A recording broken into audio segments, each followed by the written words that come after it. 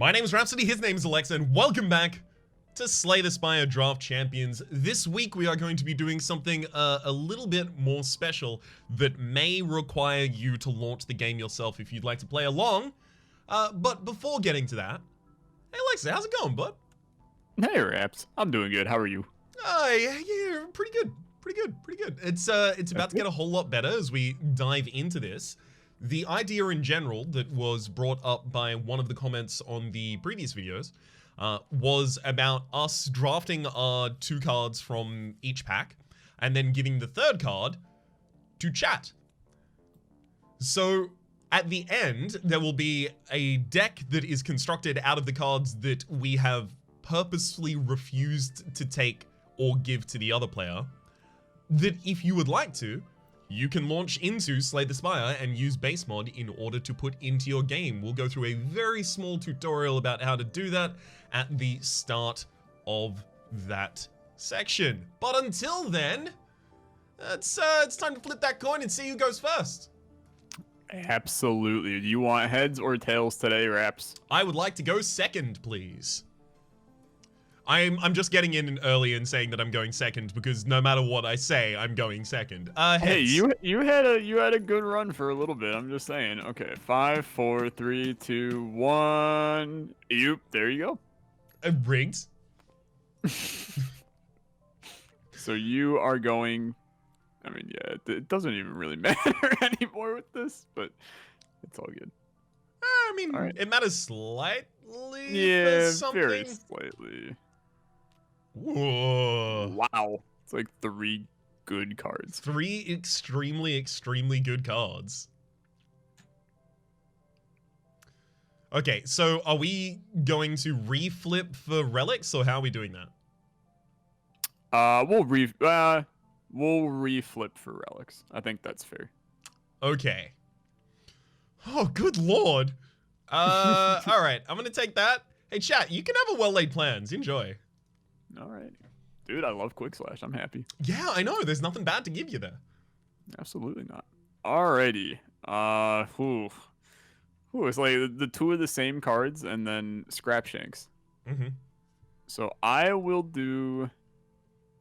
Well, I'm going to take Deflect. You can have Scrap Slice. And then chat can have Scrap Shanks. Thank you. Ooh. That's a tough one, though, actually. Yeah, it's a little bit of a tough one. A little bit of a toughie right there. Okay. I think I know what's going on here. I'm gonna take Acrobatics. You can have Phantasmal Killer. Oh, Check you know how much I hate having rare cards in my deck. Mm-hmm. That's exactly what I know. Fair enough. Oh. All right, this seems already. It's just the day of my life. I'll take Leg Sweep. Chat can have Dash. You can have that base Strike. Come on! So rude. Oh, what is this? Take Bullet Time, Raps. Do it. I'm taking Deflect. You're taking Bullet Time. Oh. Chat's getting a Survivor. Dude, that's getting a hell of a discard deck starting here. Chat is going off. I actually would prefer to have Chat's deck to my own right now. I feel that as well. Ooh. This is interesting. I'm gonna take Footwork. Alright. You're gonna take... I mean, honestly, for the memes, you're gonna take Poison Stab. Yep. I'm checking a backflip. Okay. Nope, I know what's coming my direction. I'm gonna have a Scrap Shanks. You can have a Prepared. Oh, really? Yeah. I'll take it. Yeah, enjoy. Okay. Sucker Punch, Heel Hook, Bane. Oh my lord. Oh, you gave me a Poison Stab. 3 mediocre attacks. Well, you can have the one that does the least amount of damage. I'm going to take the one that does the most amount of damage without poison. And chat can go nuts with Bane, I guess. I wonder if that works based off of Necrotic Poison, despite the fact that it only says poison with the keyword. Yeah, I'm going to guess probably not. But we'll see, I guess. Chat will let us know. Oh. Ooh. Ooh. Oh. Okay. Interesting. So I was mentioning before we got on camera that I really, really like the works card and how much text it has to have now because I kept breaking the game with it. I'm going to take Tactician. You're going to take the works. And chat, you can have a heal hook. Enjoy. For every 3 cards you draw this turn, gain energy and deal 4 damage to a random enemy. Okay. Yeah. Sure, we'll figure that out as time goes on. Well, this is just really quite simple, in my opinion. You're going to take Grand Finale, and if you make it work, bless your soul. I'm going to take this. I mean, that was very ominous, to be honest with you. I'm going to take this card right here, Speed Training, and then chat's going to take... you know what? And chat, I'm giving them a discard deck. They're going to do so good. I love the idea of just having a ton of decks, though. And I like the draw, too. Oh, dude, this is actually difficult. Nah, I'm going to take the decks. Okay. Makes sense. Quick slash. So, I need attacks, though. So Grand Finale has been really interesting. My experience with it lately has been, obviously, yeah, I'll ignore it in the majority of silent decks that I end up drafting for myself.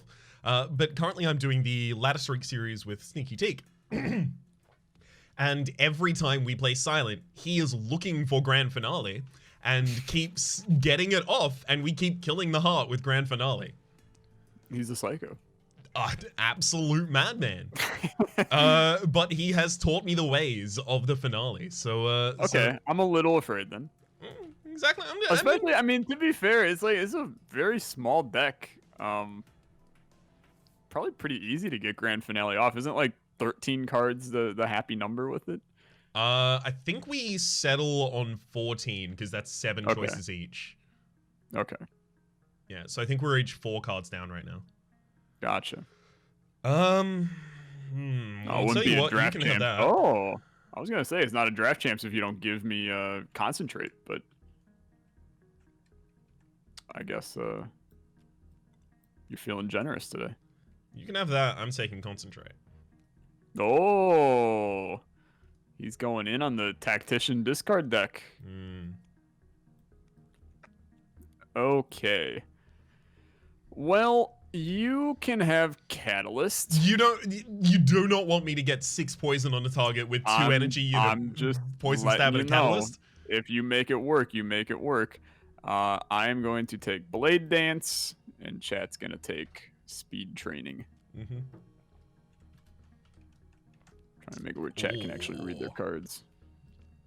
Oh, whoa! What are these? Oh my God, those are.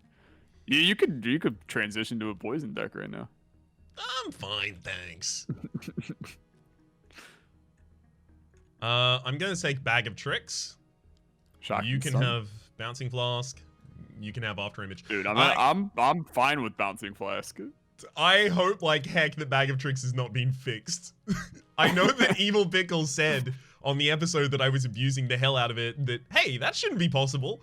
And then went to look in the code. I hope it has not yet been fixed. Okay, so we're at 14, so we got final one coming.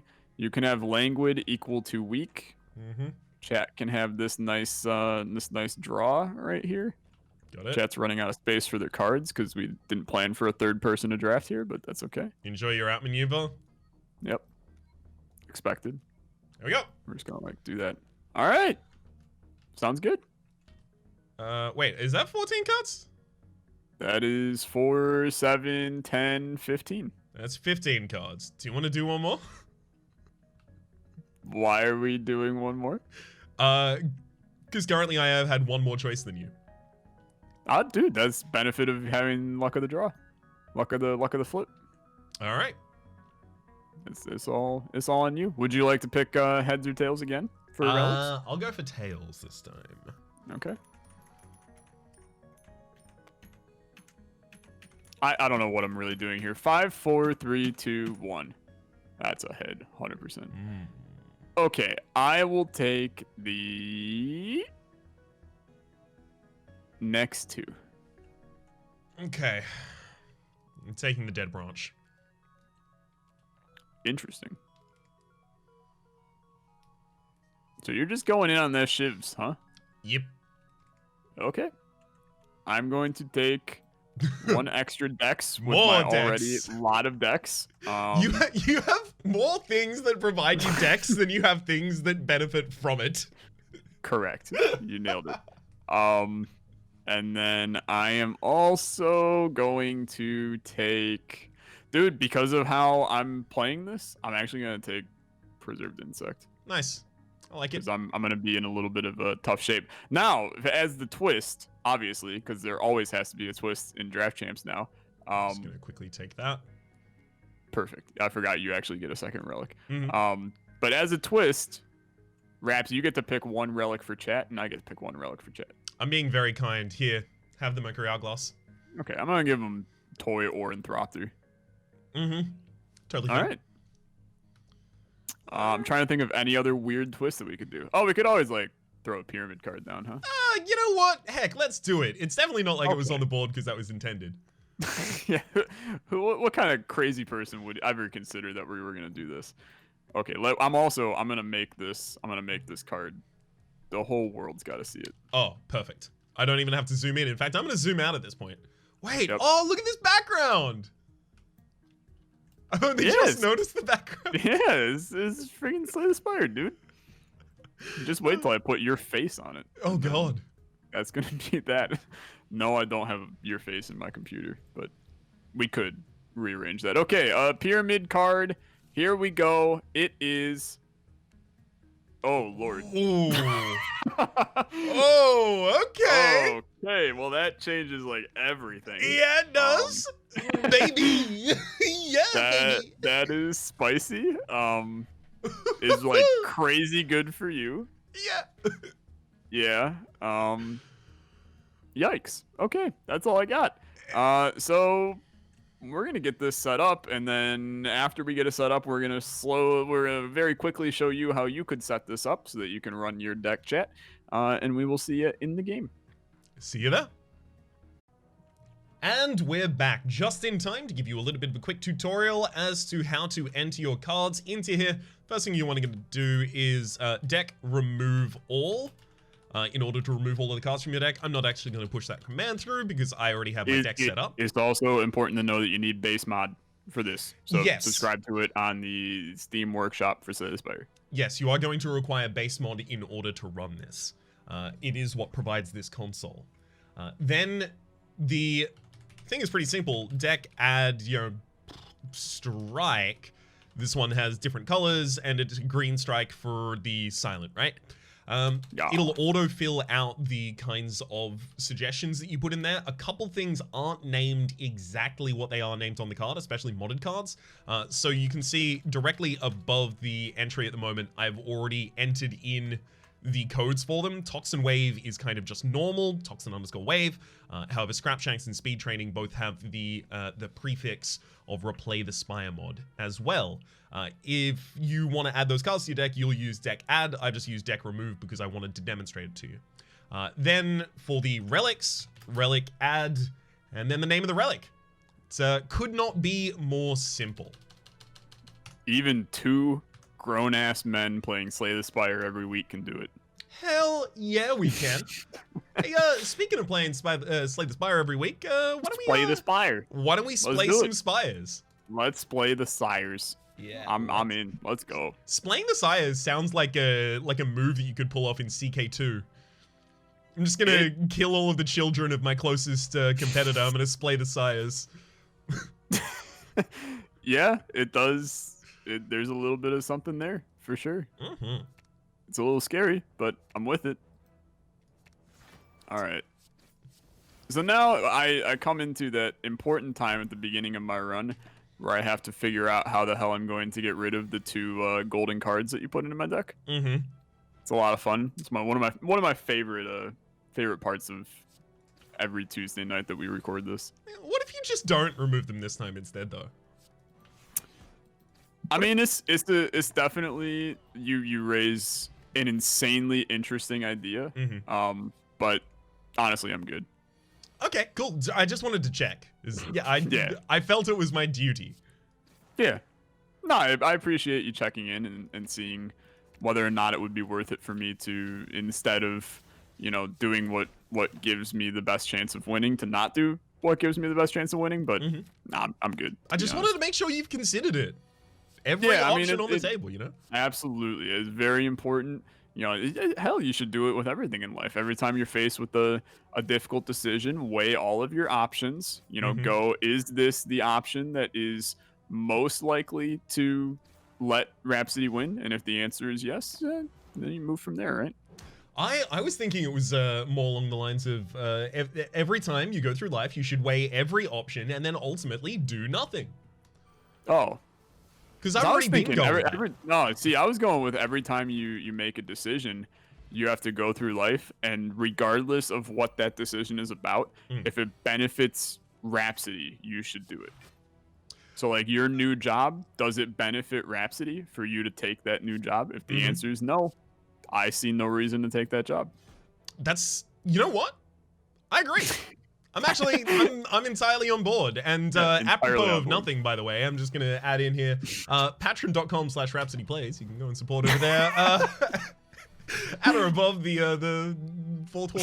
I'm not actually going to turn it into a real plug, but I had to go for the joke. Seems, dude, I'm not even joking at this point.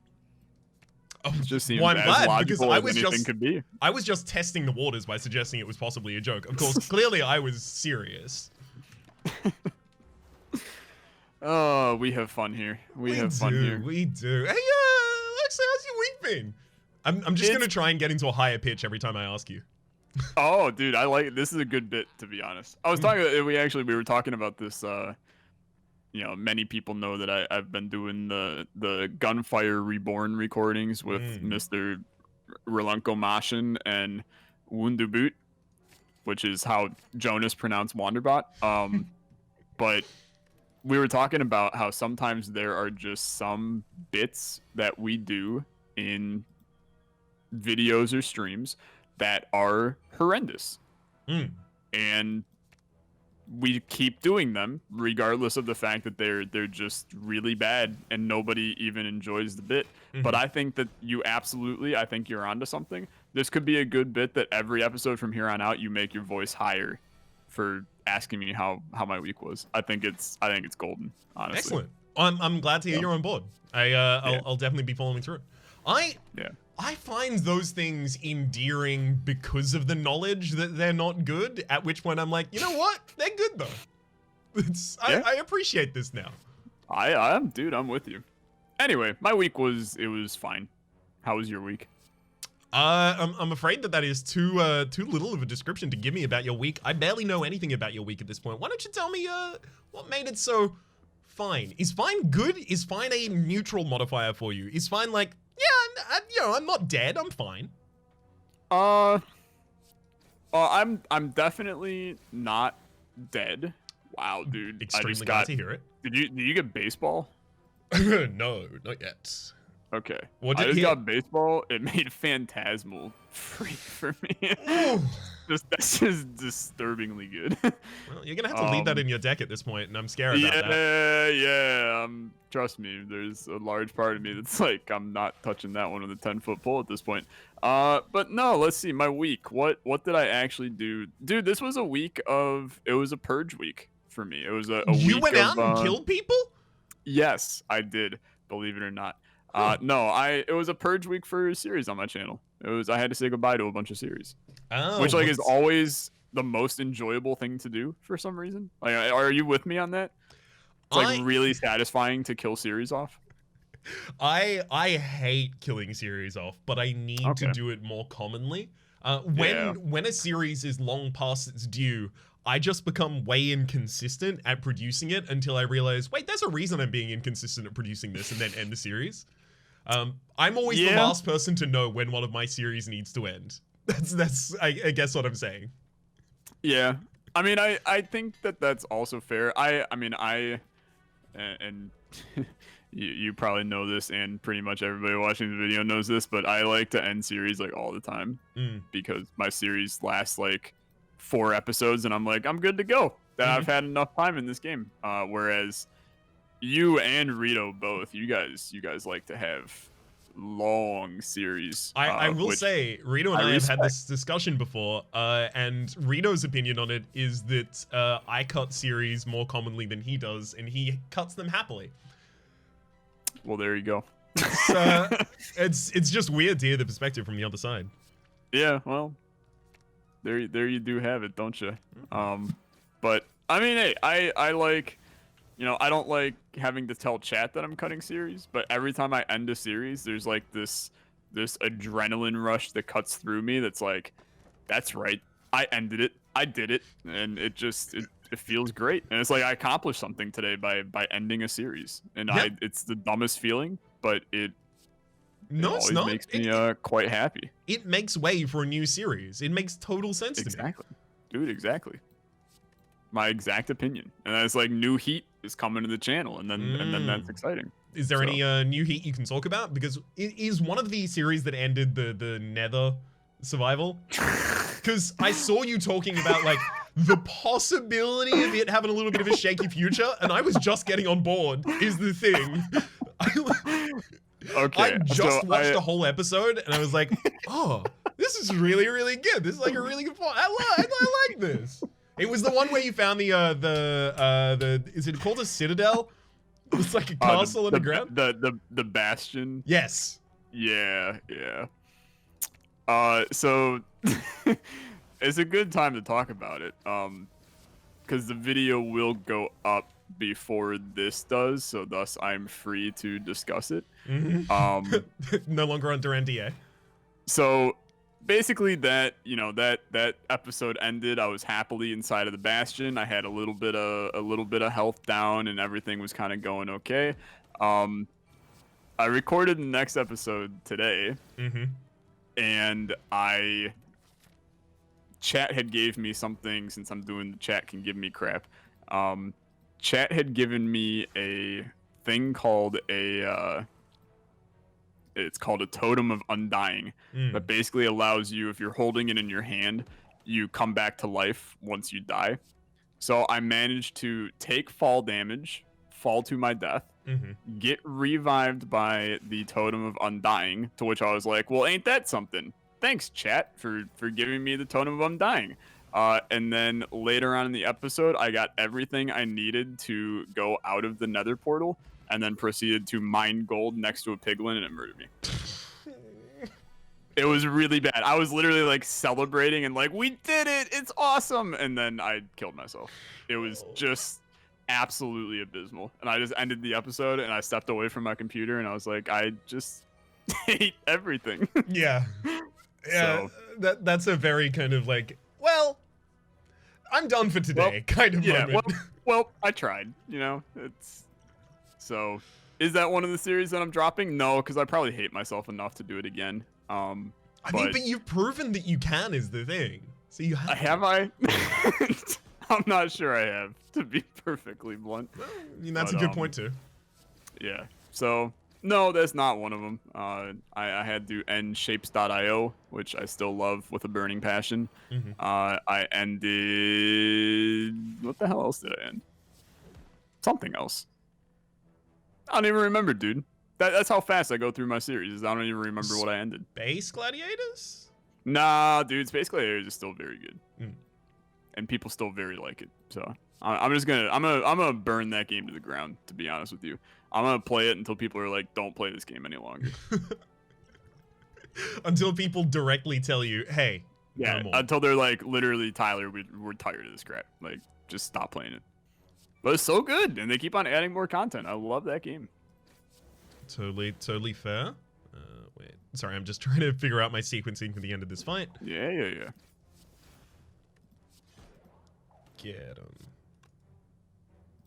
I was trying to get a curse out of my gremlin matchmaking. Did not happen to get it. Ah, you've actually had some gremlin matchmaking. I don't know what path you went on then. Did you go for 3 elites? Yeah, I did 3 elites. Wait, so you directly before the boss then? Yes. Okay, you're actually faster than me.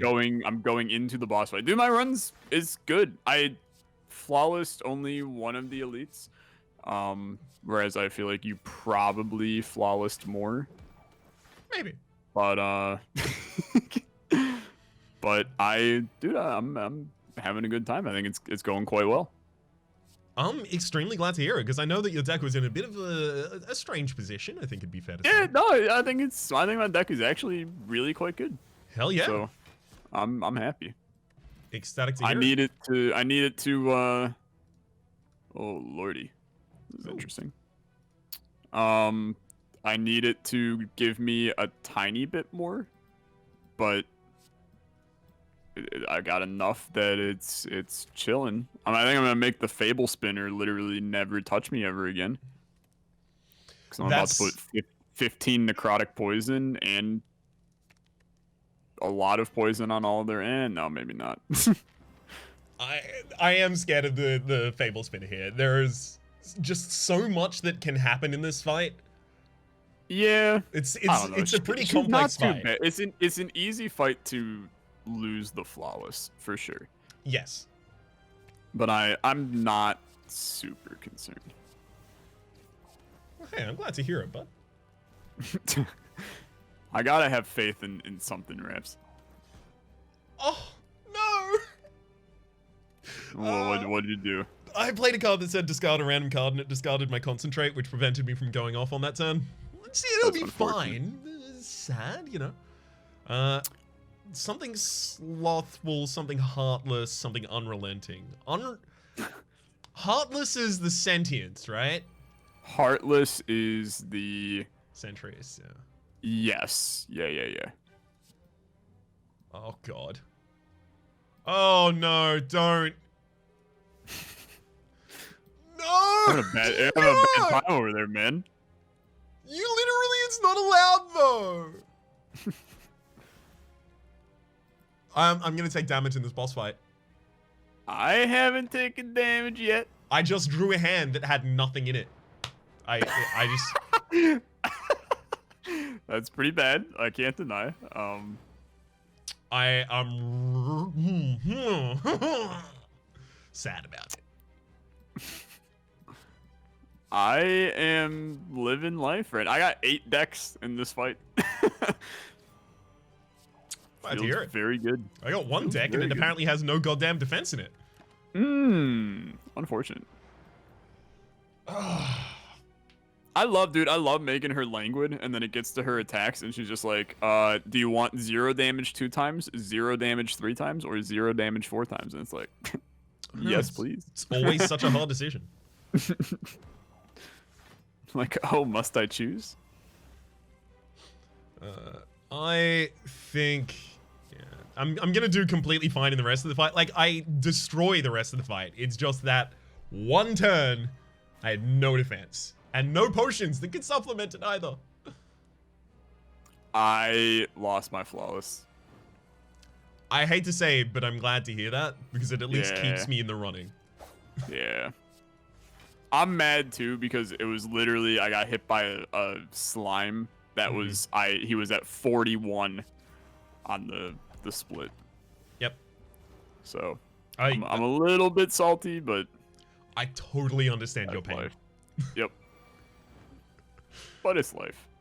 Yeah, that's what all the people say. You're riding high in April and shut down in May. Yeah. Or if you're the US, you're shut down indefinitely. That's something on your mind, bud? I'm just saying.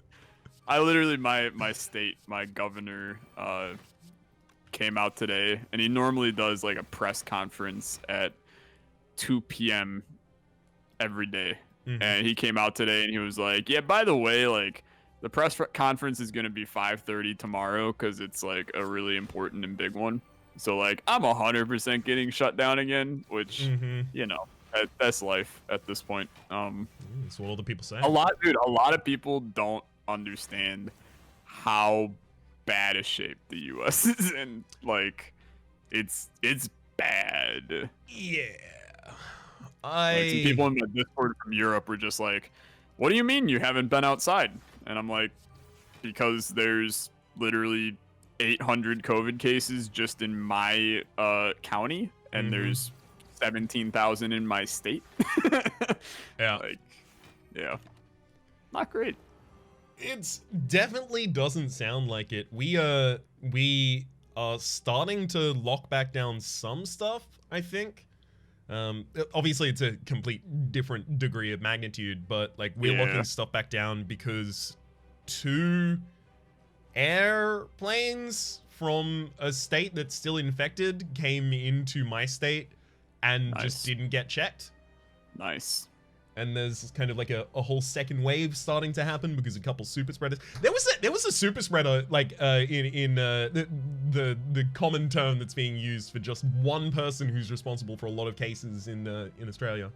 There's a super spreader in a different state, in Melbourne, I believe, which is not a state. Victoria's a state, but still in a different state. But this is hearsay. I have heard that all of it was, a large amount of it was traced back to one just super horny dude. I don't know how else to explain it to you. Who just went and gave COVID to a bunch of people and is therefore like through tertiary and knock-on effects responsible for a huge amount of the cases in that state. Well, yeah. I will say, allow me to be the one to say it, as much as maybe you don't want me to say it here shortly. As long as there's no, saliva exchange, not sure there's an issue. That's all I'm saying. Considering the results of his escapades, yeah, I'm gonna guess that there was a little bit, the absolute least. A little saliva exchange. All right, well. He tried. COVID man died. He tried, but he seems to be more kind of just trying to take everyone down with him. I think that would be an interesting hill to die on. Is I just want to get COVID the most and give it to all of you. It's like a bad board game. It's like Pandemic, the board game, except like instead of stopping the disease, you're trying to spread it. If that was actually flavored in a board game, it would probably be zombies, if I had to guess. Yeah, that's super true. Yeah. Yeah. So I'm with it though. Oh, I'd be totally on board. That would actually be like a really good hidden role board game of trying to hide that you got bitten, but still trying to benefit from like the society defending against the zombies on the outside. I could see that. It's like werewolf, right? But you're like infect. Oh, okay. We actually might need to design a board game. Dude, I'm in. Pyramid 2 Electric Boogaloo. Let's do it. Oh, hell yeah. I will say, so you made me think of something. And see, this is why we do decks that are just like poison hit Shiv, because it allows our brains to talk about, designing COVID board games instead. Yeah, you'll see how much better the banter is when we're playing like a simple deck, right? Yeah. Instead of here's diverse Marissa, where also you have to look up in the sky and figure out. I just realized, dude, we lose. You're gonna literally laugh at me when I say this, but we don't have the silent starting relic. They take that away with cursed. Yeah, it's really unfortunate. Just realize that. Like really use a couple more pieces of draw in this deck. Did you kill the storyteller? Like actually kill her? No. Okay. No. But anyway, did you ever have in like your to be fair, I had it in high school. But there was like an experiment that you did in a biology class or health class where you had like little plastic cups, and then the professor, that were like filled with water, and then the professor, teacher, whatever, would then put a like little tiny mixture in one of the cups, and it was a clear liquid so you couldn't see it, but it like symbolized a disease, and then you would go around the room and you would like pour bits of your cup into other people's, and then at the end, like, there was a way to shine a light on it and it would show that, like, oh, you've been infected. Did you have that ever in school? Sounds awesome. No. I'm gonna tell you, it sounds a lot cooler than it was, because it was really just a lame science experiment. But it was basically just like showcase the fact that very little. Oh, another oddly smooth stone because I don't have enough decks. Basically just to show that a very tiny action could end up spiraling, and a lot of people could get infected by it. And for some reason, that's the only thing I think about anymore is just that experiment. I've seen ones, especially recently, actually, of people like wearing a mask and coughing near an agar tray, or you know, not wearing a mask, or singing, or not singing, shouting, yelling, etc. Those kinds of things are staying in my mind a little bit more commonly now, definitely as well. I would have liked if I had like a formative experience with germ theory is like that, because our experience with germ theory in science in high school and in primary school was very short-lived. It was just, you know, like, wash your hands. Yep. Next subject. Let's talk about the germination cycle of plants. It's like, yeah. You could have spent a little longer on like the foundational theory of health. Just a. Dude, I'm wholeheartedly with you. If you could add a full-fledged subject to the curriculum for all students to be taking, what would you add? So I'm gonna hit you with my joke answer that isn't a joke answer but is a joke answer. Right. Like, actually a good sex education class is freakishly important. And like, I don't know how it is in Australia, but in the US it's a complete joke, and it's part of the reason why we have the problems that we do in our country. But I think that's super important. But the most realistic answer that I can actually give, because I've talked ad nauseum about this in the past, every single person starting at age like 8 should be learning to code. Like, it's just simple as that.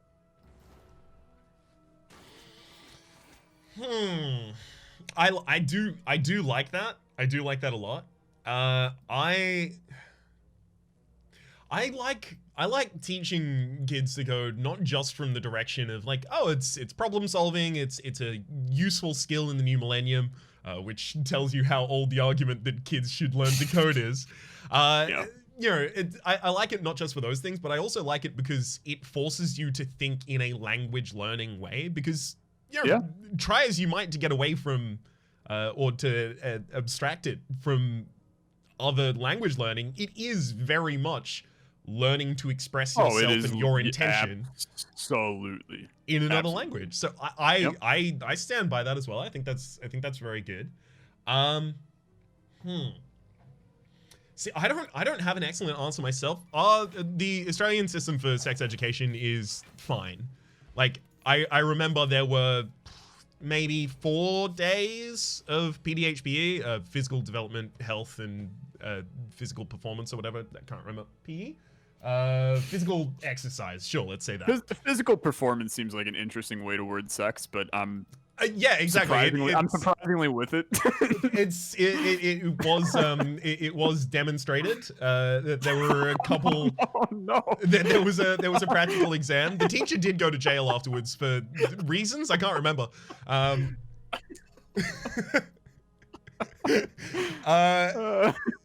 No, the sex ed was just like a couple days of everyone being a little awkward, of like, oh yeah, okay. But the thing is, people didn't really like actively make jokes about it. Even the people who would usually go out of their way to, you know, class clown around and joke on other people and stuff like that, they were even kind of put aback by it. They were like, oh, okay, I'm just gonna sit here and listen. kind of thing. I gotta learn this. Yeah, I think everyone at the same time was going, as if anyone's gonna need to know, like, not as if anyone's gonna need to know this, but like, everyone was like, haha, like, this is a funny subject to be teaching, let's be mature about this. But everyone else at the exact same time was also thinking in the back of their head, all right, take down notes. Yeah. I can tell you that. So sex education in the U.S. This is how you know that we've gone real downhill in the commentary today. Sex education in the U.S. I mean, I'm the last person to know, apparently. Depends on what direction you're going. That was my 5th grade year was the first time that I had it. Mm-hmm. So I would have been, oh Jesus criminy, 10. Okay. Maybe. Well, it was either 10 or 9, 10, or 11. I'll just do that. It was one of those. It was an age. Yeah. Okay. And I think that it was a fine age if they actually like taught us anything, which they proceeded to not for the next like 5 years of schooling. Mm-hmm. But do you think people were just running out the clock on having to teach you sex ed? See, here's the thing. So this is showing the U.S. in a nutshell. We had to bring in now I'm also gonna point out, I'm speaking from, I went to a private grade school that had a religious affiliation. Yes. So immediately you know where this is going. For our sex education, it was not just a random teacher that was already in the school did it. Our sex education was they brought in a company to do it for them. And the company's, I really don't know if I should say the company's name. I don't really think it matters if I do, but there's a part of me that's still just, I don't even want to say it out loud. But they basically it was a full-on abstinence class. Yeah. Like, in the simplest of terms. So then for the rest of the time that we spent in sex education ever, it was still an abstinence course, and they just continued to not really teach anything about the actual process of sex. It was just don't have it. Which works sometimes, but not often. Yeah, the performance statistics on teen pregnancies in abstinence only education states and not great sex education states are pretty differential. This is something that has to be weird that I think about constantly as you're an American, right? I am not. But true. You have to be aware that everyone in the world knows more about your country than you know about theirs. Like, almost invariably. Sure, yeah. Which sometimes has to be so weird talking about, like, you know, because like the internet is also quite Americentric. Like, everything is very true. People are assumed to be American unless otherwise stated effectively. Yes, very true. So it is weird to be in a position where, like, people, like, I would find it weird if I had, like, a discussion about, like, policy in Australia with you, and you were, like, bringing up points about, like, the history of policy in Australia or differential outcomes in different states. I'd be like, wow, you know all of that? Do Americans ever get struck by that sense of, like, like, you know American things? Or do you just take for granted that everyone else is, like, you know, American subclassing? I'm just Australian American subclassing at this point. So I'll hit you with, I'm not sure I fully understand your question, so I'm going to answer it the way that I want to. Go for it. Which in a lot of ways works out in the end. Americans are super ignorant. Like, you said it, not me. I'm willing to say it. Americans are super ignorant, and for one, we don't even know about our own country, let alone others. But most Americans, I will say, don't even really care that other countries exist. So my question of so wait, hang on. My question That's a lot of to dissect, I know. my question of when Americans think about people from other countries talking about America, that falls over at the when Americans think about people from other countries? Yeah, Okay. I actually do genuinely think that's where it falls apart. We don't often, and when I say we, I mean some people in the U.S. because I care very much about Australia, and many other people in the U.S. care about Australia, but most of the people in the U.S. probably don't care about Australia, which, you know, it's just there's some weird. There's definitely a approach to some Americans that is, if it didn't happen on my home soil, I have no interest in ever knowing about it. Which is just like quite literally not how it works. But you ain't stopping my freedom ways, something. So It's weird because like the common catch cry on the internet for a very long period of time has been, you know, like Americans don't have passports, like Americans don't travel, and they're like kind of got this insular worldview and all of those kinds of things. But I saw someone bring up a good point recently that was, yeah, we have had decades, generations at this point of economic disenfranchisement that has meant that there are Americans that are incapable of traveling and, you know, as a result, bringing back other experiences and other worldviews. And that kind of brought it to a nuanced level that I was like, oh, I can't really judge people for not necessarily having like a broader view of the world when they might not necessarily have access to one. yeah, That's not to excuse, you know, everyone, yeah, obviously. yeah. But I think it's important not to paint with a broad brush. No, I agree. I agree as well. I will also say when I'm speaking to the class of Americans in the sense of ignorant, dumb Americans, I'm mainly speaking to like not people our age, which I think is important to note because like, you know, I went to a university that, and I'm kind of willing to just freely talk about this one now. I went to a university that was a top institute for deaf people in the United States. Had nothing to do with why I went there. It just happens to also be a good school for the field that I went into. But I was constantly, because of that, it had a very, very large international presence as well. And there were a lot of races and just in general different people that where I grew up I never interacted with ever. You know, I grew up in a, to put it, you know, super bluntly, a very lily white area of Cleveland, Ohio. You know, there was not really any diversity in where I grew up whatsoever.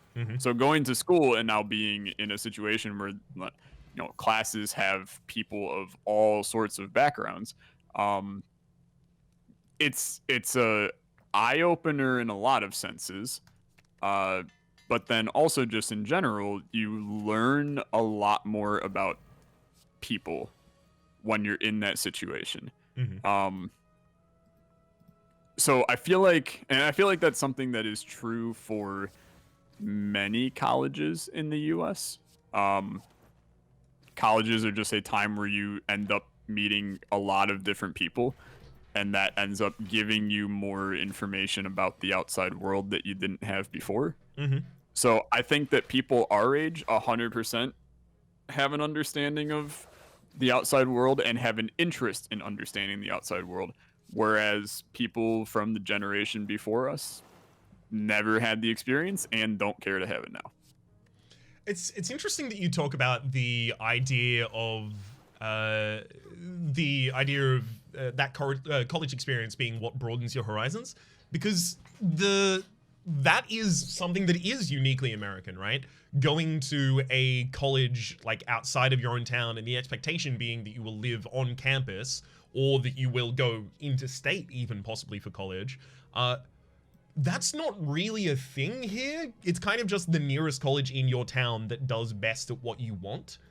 Is the majority of the kind of like college and university experience in Australia. So those kinds of things, like, we don't have sororities, fraternities. We don't really have like campus culture much at all.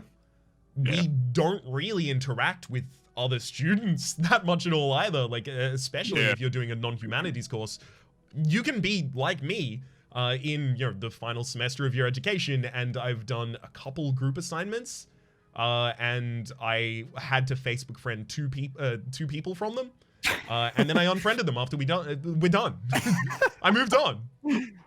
Yeah, I mean, it's just interesting that like the kind of like broadening of your horizons experience on each side can be provided or supplemented through different means. Yeah, no, I mean absolutely. So like. I will say it's not necessarily... Where the hell did I get this card in my deck? Really? Don't you love when a card just magically appears in your deck and you have no idea where it came from? Yeah, I usually attribute it to... Oh, I was probably talking when I got that. Yeah, honestly, though. I can say with honesty that it's not necessarily that all people in the U.S. end up considering an out-of-state school. I was actually in my graduating class in high school, which was about 200 people. I think there were 6 total that went outside of... no, actually, that's not true. There were maybe 6 total that didn't go within, like, a 3-hour block. So, and the thing is, like, where our school was, there weren't colleges nearby. So like 3 hours was the closest that you were getting. So most people stayed in state. It was a select few, myself included, that decided to go out of state. Just because, I mean, for a lot of reasons, it was because I wanted to get the hell away from a lot of the people that I was in high school with. Because for the most part, the US is still very cliquey in the way that we do things. So, but I think that I definitely had a very different experience than you did in terms of how work was handled in the U.S. because I was forced to live on campus for the first year that I was in school.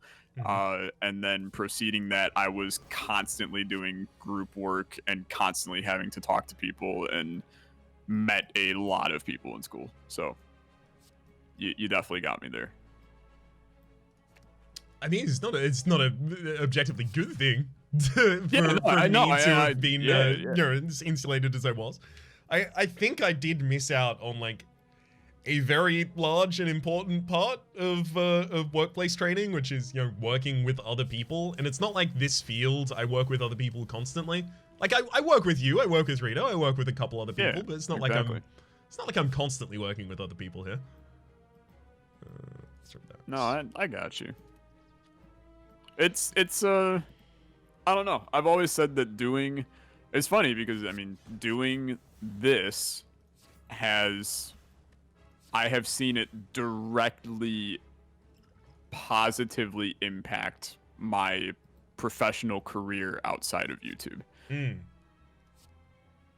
Like it's something that when I apply for a job, it goes on the resume because like it's a talking point. Like it is something that I will bring up to prove of, hey, I can manage a schedule. I can I have strong communication skills as much as some people might disagree. It's stuff like that I attribute a lot of success to this in general. I've been thinking about that a lot recently, actually, as well myself. In particular, along the lines of, if I had to, how would I sell myself to an employer? Because the last time I had to sell myself to an employer, it was, Are you a warm body? Yes or no? Yes? Okay, cool. You're gonna be stocking these shelves from this time to this time and standing at this desk from this time to this time, right? Like, there wasn't exactly like a level of qualification that I had to apply or anything like that. And obviously, like, I'm not finished with my degree in software engineering, so if I was going to have to suddenly pivot, I would have to suddenly pivot into something else. And you know, thinking about how I'm going to, or how I would, not how I'm going to, but how I would present, hey, this is a thing that I've done that explains the 5-year gap on my resume. Yeah. Yeah. No, trust me, I understand that completely. Trust me, I'm going through it right now, so I understand it completely. How's your run going? That's, you know? All right. I am about to fight the final boss. Wait, final? Yeah. I'm fighting the champion. Okay. Well, we might be here a little while. What happens? My run's good, and I do a lot of damage, but I don't flawless a lot of things. So. Did you flawless the champion? Will be, no. Not even close. I almost died to him, to be blunt. Okay. Okay. That said, I did manage to remove all of my gold cards. I definitely have curses, and I also have Highlander. So, if that you have Highlander? Yeah. Oh, no, I don't, dude. 2 of my curses are the same. Yeah. I tried, though. I did really try. I purposely transformed one of my curses to not have 2, but then I got the same one. Yeah, that makes sense. It's unfortunate it happens like that, but it do. Yeah. This is such a weird deck. Mine was super straightforward, to be blunt. There's a reason I was able to talk so much during this one. It's just play big card, big number, go boom, and that's life. See, I've just got like an extra step of I have to discard cards before I can make big number go boom. And that's just enough to jam up the works. Stick a gear in those, you know? That will do. That will do.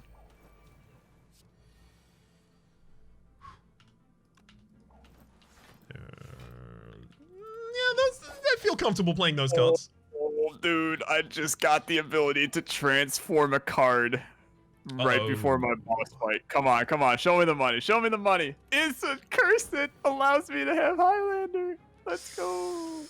There you go. I will say, in cursed runs, don't celebrate yet, because in cursed runs, you can get the same curse that you have already in your deck after the final boss. It just adds it and then ends your run.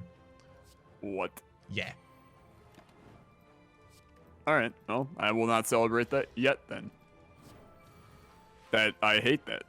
Yeah, so do I, so do I. Very unhappy about that. I've done a lot of attempts at Highlander while I have Cursed Run on for the dailies, and it's enough to make a man pretty salty sometimes. Yeah, I can imagine. Ooh. Alrighty. Dude, I do a lot of damage. I'm glad to hear it, man. I'm very, very pleased. Wait a second. Sort A to Z. I only need to remove 1 card from my deck in order to roll for a possibility at Highlander. Oh.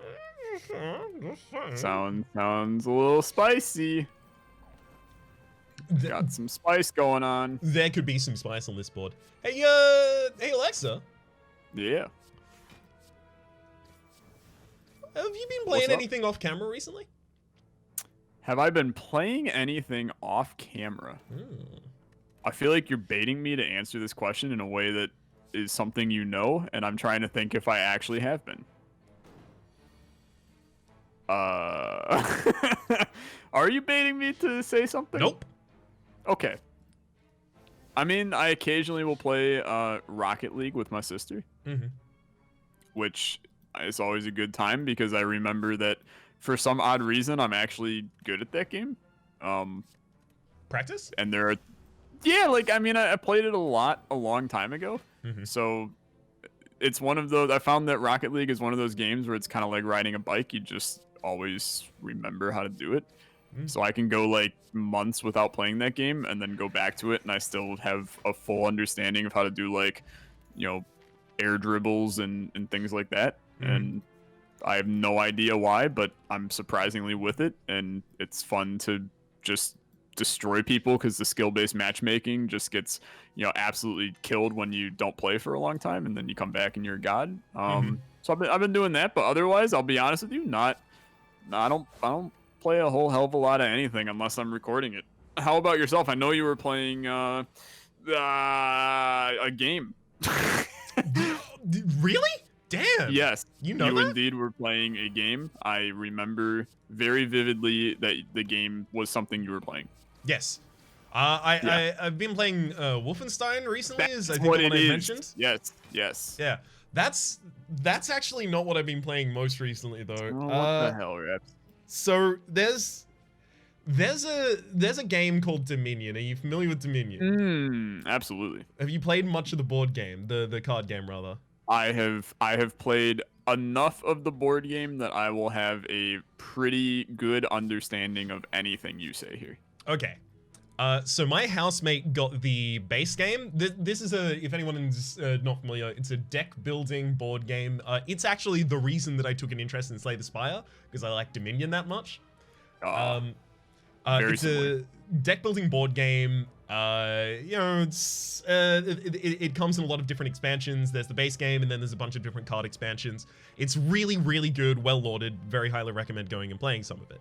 But a housemate of mine picked up the base game as well as Adventures, and it had been, I want to say, about 5 years since I'd last played Dominion. I had been 5 years clean. Which tells you the direction this is going in. We played 3 games of Dominion in a row with my whole house. That was lovely. I went into my room. I found Dominion.game, which is just an online Dominion. There's a subscription service for only £350 a month where you can get all the expansions. Dangerous game. I immediately played 10 hours in a row. I went to bed at 6:50 a.m. Like, we finished playing Dominion, and then I played 10 hours of Dominion in a row unstopped. Then went to bed, woke up the next morning at about, well, not next morning, next afternoon at about 4 p.m. And then I played Dominion until midnight. Yikes. Dominion is, I have a problem. I have a legitimate problem with Dominion. I cannot stop playing it. I have easily played it for more than 60% of the hours over the last 3 days, including sleep time. Oh my god, I have been dreaming about Dominion, but not just dreaming about Dominion. I've been playing games of Dominion in my head. Oh, dude, I get that, but it's like as I'm trying to fall asleep. Yes! Yeah. I get it. As I'm trying to fall asleep and as I'm waking up, horrible. I'm just like, horrible. Okay, cool. So here's the board. We've got like, market, merchant ship. We've got artisan. Let's throw artisan in there. Artisan's fun. We're not I playing. don't like artisan for the record, but you can throw it in there. I won't complain. Artisan's fun depending on whether or not you have a village as well as a good quality 5 out on the board. Anyway, so now we're getting into like niche discussions. But like I will legitimately be sleeping there just like, okay, so here's the supply and there's my opening. Oh no, I missed out on a 5-2 opening. I got a 4. Okay, what am I gonna get? Like, I'm playing against myself, giving myself bad RNG in my own fantasy about a board game that I could just get up and play. Anyway, so yeah, that's how my week's been. Yeah. I mean, if we're gonna count board games in this, then then I'm constantly playing board games. So what's most recent? So my family and I have been working through the hit legacy game Charterstone recently. Oh, I'm not familiar. I'm not sure if you've played. It's by the same producer as a game like Viticulture, if you're aware of that one. Also, haven't played Viticulture. I'm feeling feeling out of my depth here. I'm gonna tell you right now, Raps. I will single-handedly invite you to join me. Viticulture just released on Steam. Oh, hell yes. Like literally 3 days ago or something like that, and I have already submitted my key request for it. I will straight up just buy the game and play it with you if you are interested in playing Viticulture with me. What type of a board game is it? It is a worker placement game, but it is done in what is, in my opinion, the best I've ever had a worker placement game be done. Because I am typically not a huge fan of worker placement games. Same. But I enjoy Viticulture a good amount. And I stand by that. Besides, I'm not sure if you've played Concordia before. No. Concordia I consider to be just the greatest board game I've ever played. It's, I mean, besides like maybe like a Pandemic Legacy type situation, which is also just so stupid good. But Concordia, every game of Concordia it's just a flawless game in my opinion. There's no mechanic in it that I'm like, man, I really wish it wasn't like that. It's just every game is just fantastic. But Viticulture is close to that for me. I love the game. So okay. But I've been playing Viticulture a decent amount as well. It's all about making wine. So you know, you plant your vines, and then you're harvesting your grapes, and then you're bottling the wine, and you know, selling the wine and selling the grapes, and building structures to make sure that you're maximizing your efficiency and all of those things. It's really good. That does sound really interesting. Yeah. I haven't played Viticulture, and I haven't played the other one you mentioned, Cornucopia? Charterstone, but close enough. There we go. Close enough. Yeah, it's close enough. It both starts with a C. Honestly, it starts with a C. I haven't played either of those, but my usual thing with worker placement games is I just, similar to what you said, I don't tend to like them. My only, legitimately the only worker placement game I think I actually enjoy is Lords of Waterdeep. Okay, yeah. I have not played it, but I've heard it is good. Wait, hang on. Is Ankh-Morpork also a worker placement game? I don't know that one either, so I can't tell you yes or no on that. It's one of your Pratchett, one of your Discworld ones. Okay, that also does not help me in the slightest. Okay, that's totally fair. I don't know. I just really do like digitized board games recently. Like I'm playing a lot of the Dominion one as well. But I've also got a hankering to play more Codenames, and I'd like to play Viticulture. I'd like to play Mysterium online, but apparently it's bad. I mean, we're gonna spend too long talking about the Mysterium rendition of board games, because it's just horrible. It's unfortunate. Yeah, I kind of agree. I kind of wish there was like a good Catan online as well. Oh yeah, dude, and I agree with that, because the version that's out there is also bad. But yeah. Didn't we try and go through a series and like everyone installed it and then found out that it just wasn't gonna work? No. No, okay, that must have been with someone else then. Yeah, I have not had a experience with you in Catan. Okay. But I have had experience with other people in Catan. But no, dude, I'm all for it. Like I saw recently, another amazing board game got a digital version, and it actually looks like really good. There's a game, Sagrada, that just got a digital version as well. It's kind of similar to Azul, if you've played Azul, but I've played a ton of Sagrada IRL, and I love that game, so I'm probably gonna check that one out, the digitized version as well. I'd be keen to try any of the digitized versions of this. It's weird. It does feel like, you know, half of the digitized board games are really good, and the other half are complete trash. Yeah, I would say that most are trash, to put it bluntly. I mean, there's some that are okay. I think that the the Asmodee ones are not really good. Your Ticket to Rides, your Mysteriums, they're not well made. But and like it's not even that they're poorly made. It's that the like company practices for them are a little weird. Like they all have open chat rooms in the game. And like you have to have an account once you buy it on Steam, like sign into the account, but then it shows your password on the screen and stuff. Like it's just every little, maybe it's the security person in me, but it just every time I've loaded up Ticket to Ride or Mysterium, my brain just kind of implodes a little bit on the inside. Yeah. Yeah.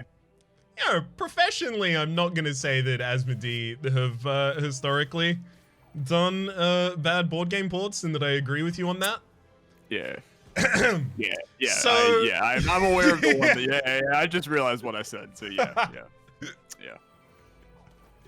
I've also never played that game anyway, so I couldn't give you an opinion on the digital version of it. I watched like 2 episodes of your series, and I was like, you know what? If I ever play this IRL, I don't want to be spoiled, so I stopped watching. But, it's totally fair. Yeah. It is constantly one of, if not the highest rated game on Board Game Geek.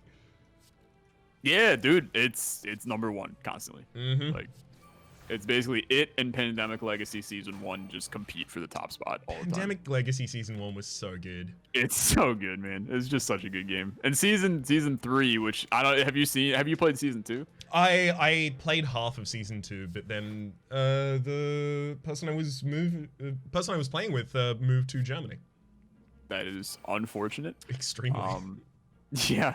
I can say I think Season 1's better than Season 2, but both were a very enjoyable experience, and I have been patiently looking forward to Season 3, and they just leaked the box art of Season 3, and they're calling it Season 0 because it's a prequel, and I was like, whoa. Very nice. So like at the absolute outbreak, or the things that precede the outbreak? We don't know. That's the best part. Because they won't give any information. But Pandemic Season 1 was about the outbreak beginning. Yeah, so like, how do you prequel that? I have no idea. Here's what I personally think. I think they're gonna do something whack, and they're gonna do, you know, because I really don't want to spoil, so I'm gonna go spoiler alert. If you don't want to be spoiled about Pandemic Legacy Season 1 and you think you might be interested in playing the board game in the nearby future, skip ahead 2 minutes. I'll be done with this rant in 2 minutes. Cool. But you know, the big twist of Season 1 is that the virus was actually like a government ploy, right? So I think that Season 0 could be that you're working for the government trying to spread it, or trying to stop them from the inside. And I think that could be a sick twist on the entire thing. I'd be down. Yeah. Be exceedingly down to do that. I would actually be like really down if it was playing as the bad guys, like as the people who are seeding the virus. I don't know why I love the idea of doing that, but I don't know if it makes us sadistic in some way, but I would love to do that. I mean, surely it's just like an unserved part of the experience that so many games are about you doing the right thing.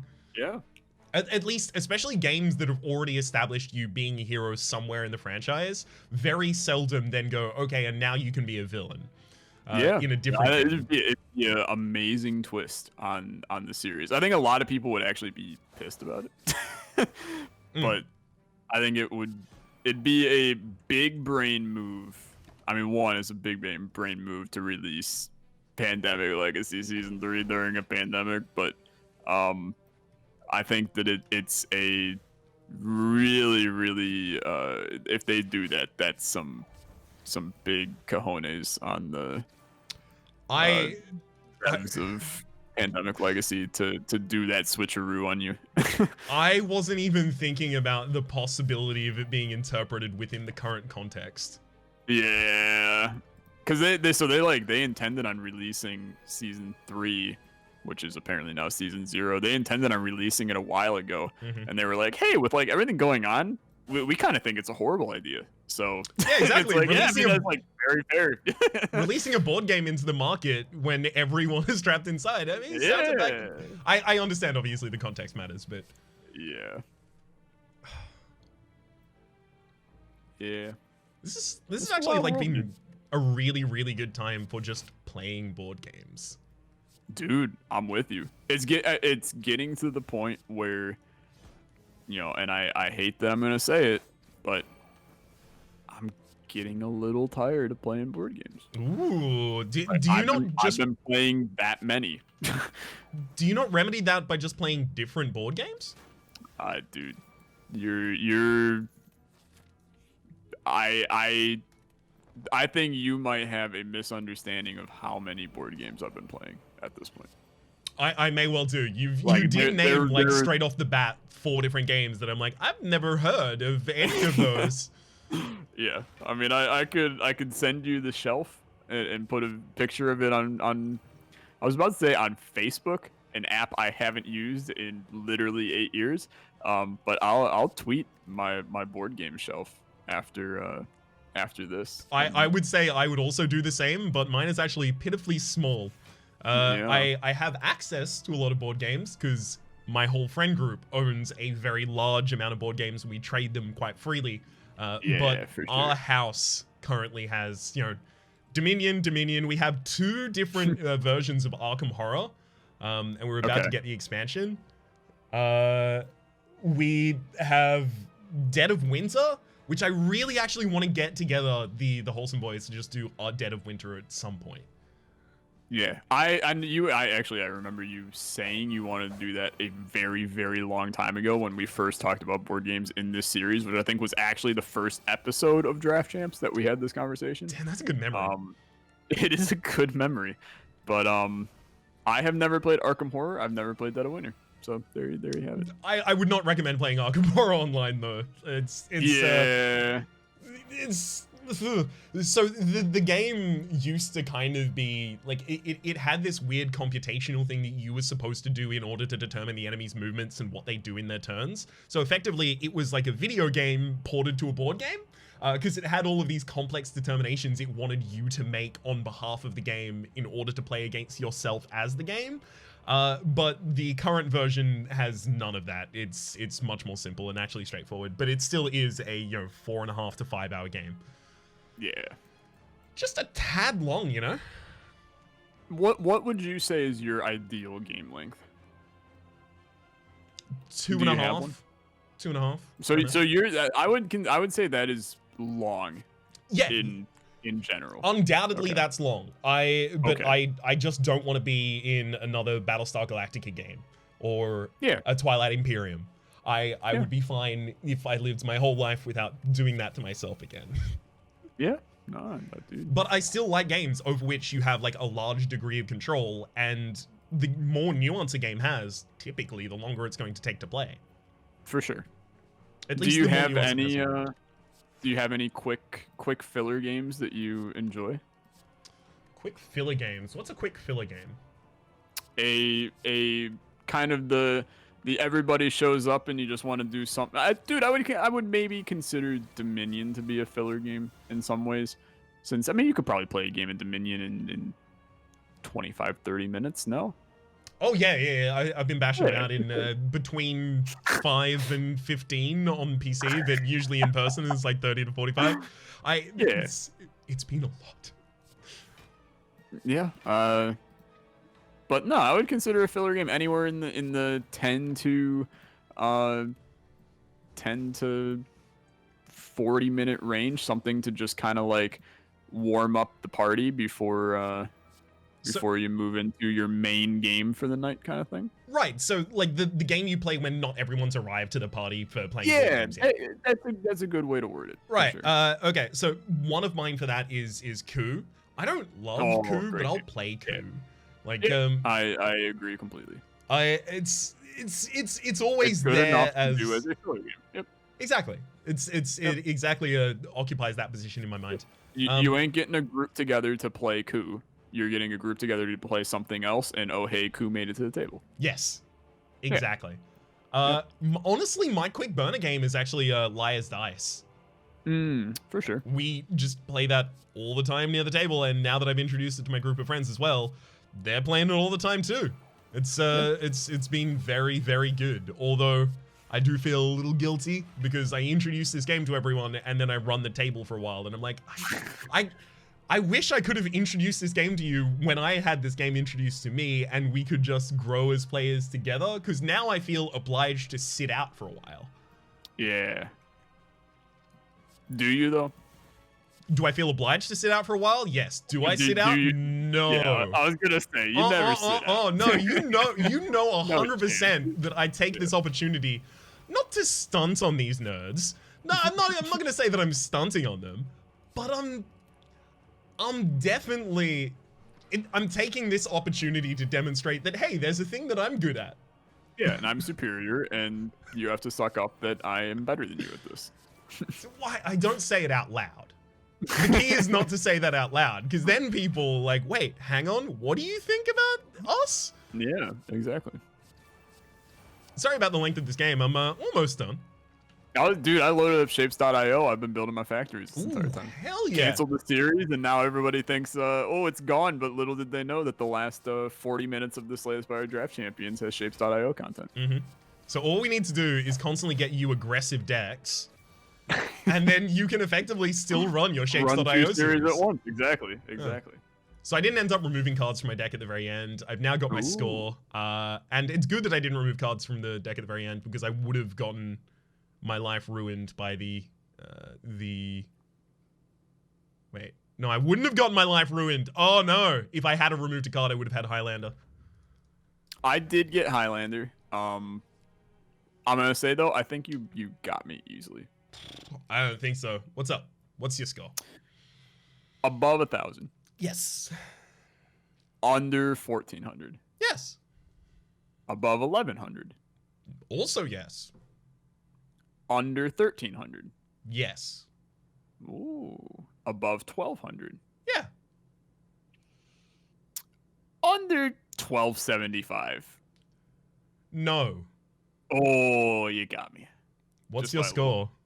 1,266. 1,275. Oh. It hurts. Did you flawless a boss? I flawless 2 of them, yeah. Yeah, I did not flawless any bosses, and I also only flawless 5 elites. I think I flawless 6 elites. Perfect to 2 bosses. I got curses, overkill, and combo. Yeah, curses, stuffed, pauper, and Highlander. Pauper and Highlander are really, really strong. They show up in almost every single person's like top scoring place in the dailies. Yeah. Well, good. But anyway, good game, my friend. You're back on track. We're just trading right now. It's been good. Yeah, I mean, we're just making sure that both of us get to hold the title. We're passing the trophy back and forth. It's the way to do it, right? Exactly. I want to this is my, for those of you that made it to the end of this video, this is my call to you to look this up for us. Can we go through and keep track of how many each person's won? Because I really want to know what the record is, and I have no idea what it is. Like, I know it's Rhapsody is the winner, but I want to know how close it actually is. So that you can make it closer? I see. Yeah, I want to, by the end of it, I want it to be 50-50. Mm-hmm. Although, but I don't want to look it up myself because that's going to take forever. The thing is, if we do have a scoreboard, then this episode, anyone who piloted that deck better than us is going to be on the scoreboard as well. Exactly. That's good. I want chat to beat both of us in this. I want ultimately the series of Slay the Spire Draft Champions between Rhapsody and Olexa to have chat be the winners. Let's be real, chat's the winners in general. Chat's always the winner in my heart. For the moment. All right. My name has been Rhapsody. His name's been Olexa. Slay the Spire Draft Champions, or Slay the Sire's Draft Slash Champions. Yeah, exactly. Draft Champions is a bit of a weird one to spoonerize. Chaff Champions? Yeah, that'll do. Hopefully you've been enjoying yourselves. There are playlists in the description down below with a lot of content, past, present, and future, as well as the channel that you are not currently watching this on. Hopefully you've been enjoying yourselves, and hopefully we'll see you next time. Bye-bye.